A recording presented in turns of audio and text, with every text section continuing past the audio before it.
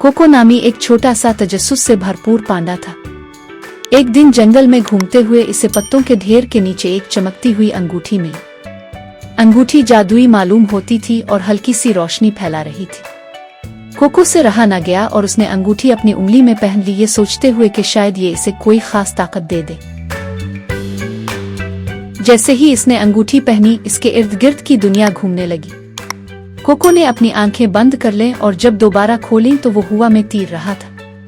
खुशी से वो जोर जोर से हंसने लगा। कोको ने अंगूठी की ताकत को मजीद आजमाने का फैसला किया और एक बांस के ढेर का तसव्वुर किया, मगर कुछ भी ना हुआ। मायूस होकर कोको ने अंगूठी उतारने की कोशिश की, लेकिन वो तो इसकी उंगली में फंस गई थी। घबराहट में इसने जोर जोर से खींचा और आखिरकार अंगूठी निकलकर झाड़ियों में जा गिरी। कोको जमीन पर गिरकर थोड़ी चोट भी खा गया।